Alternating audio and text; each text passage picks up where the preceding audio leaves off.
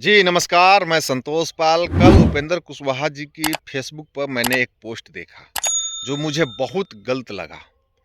राष्ट्रीय लोक मोर्चा के राष्ट्रीय अध्यक्ष और राज्यसभा सांसद माननीय उपेंद्र कुशवाहा जी रोहतास जिला के इंदरपुरी थाना क्षेत्र के ग्राम नवाडीह में, जहां श्री राजेश पाल के 2 सगे पुत्र को गांव से 10 किलोमीटर की लगभग 10 किलोमीटर दूरी पर जाकर एक तालाब में 2 बच्चों का, 2 सगे बेटा का डेथ बॉडी मिलता है, पार्थिव शरीर मिलता है। उस परिवार पर क्या बीत रहा है, ये सब लोग जान रहा है। हम भी गए थे जिस दिन बॉडी घर आया था पोस्टमार्टम कराकर। बॉडी को देखने के बाद मैंने आप लोगों से बताया है कि आँख पे चोट, शरीर में चोट, डूबने से ऐसा चोट नहीं लगता है। लेकिन उपेंद्र कुशवाहा जी जाते हैं उनके दरवाजे पर बैठकर और अपने फेसबुक पर पोस्ट करते हैं कि राजेश पाल के 2 बेटे का पानी में डूबने से मौत। सवाल ये बन रहा है कि उपेंद्र कुशवाहा जी, क्या आप गए थे परिवार को साथ में बैठाकर फोटो खिंचवाने, या फिर गए थे इंसाफ दिलाने? या इंसाफ दिलाने गए थे तो फेसबुक पर अपने सरेआम लिखने पर थोड़ा सा भी नहीं सोचा कि अगर आप जैसा राजनेता, एक राज्य स्तरीय नेता, अगर अपने फेसबुक पर जो जांच की मैटर है, जो जांच का विषय है, जो एक तरह से हत्या और उसमें लग रहा है कि हत्या किया गया है, वैसे मैटर को अपने आप पर फेसबुक पर लिखेंगे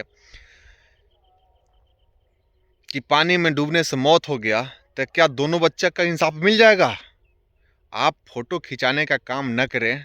फोटो खिंचाने तक ही आपका जिम्मेवारी नहीं है उपेंद्र कुशवाहा जी।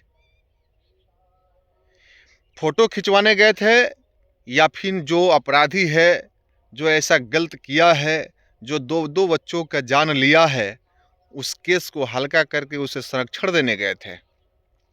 सवाल यह भी बन रहा है कि आप जैसे परिवारवाद में घिरे व्यक्ति भी परिवार के दर्द को ना समझे, तो फिर क्या मतलब है परिवारवाद का?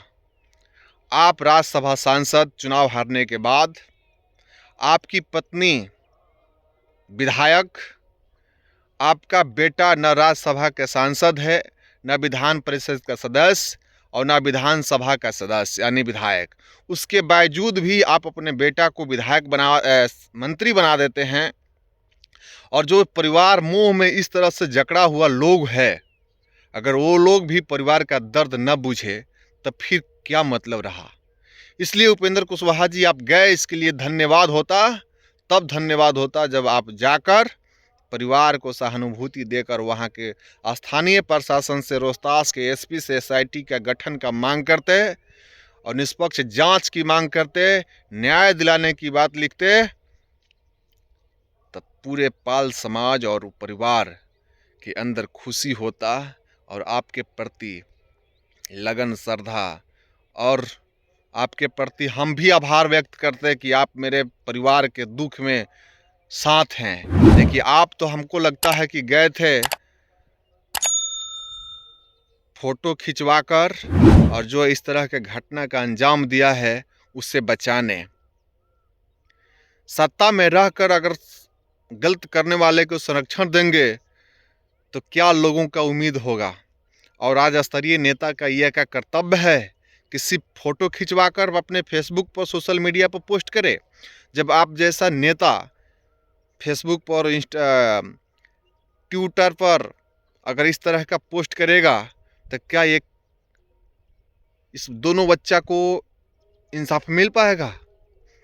तो आप, हमें लगता है कि इंसाफ दिलाने नहीं, जो अपराधी है उसे संरक्षण देने गए थे और फोटो खिंचवाकर ये साबित करने गए थे कि हम भी अपराधियों के साथ मिलजुल कर काम करने वाले में से हैं। आपको लिखना चाहिए कि इस पर, इसका निष्पक्ष जांच होना चाहिए। आपको लिखना चाहिए कि रोहतास एसपी महोदय एसआईटी टीम का गठन करे। आपका लिखा हुआ पोस्ट से बहुत सारा प्रभाव पड़ता है।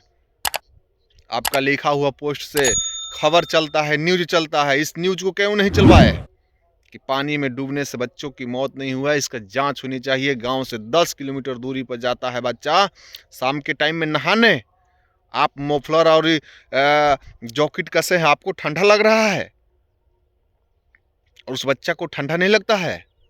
जो दिन में शाम को घर से 12 बजे दिन में निकलता है, वहाँ जाने में 10 किलोमीटर 2 घंटा लगेगा और शाम को जाकर पोखरा में नहा रहा है।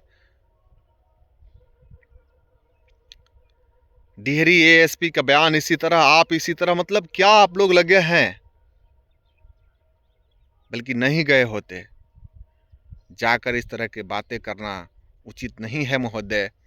और परिवारवाद में परिवार को इतना दर्द समझने वाले, परिवार के बारे में इतना सोचने वाले लोग भी अगर परिवार के इस तरह के हरकत करेंगे पोस्ट लिखकर, तो इंसाफ की क्या मांग की जाएगी? मेरा साफ मानना है उस केस में एसआईटी टीम से जांच होनी चाहिए, निष्पक्ष जांच होना चाहिए और जो दोषी है उसे सज़ा होनी चाहिए। बाकी आप सबका क्या विचार है कमेंट बॉक्स में ज़रूर बताएं। इसके लिए आप सबको धन्यवाद।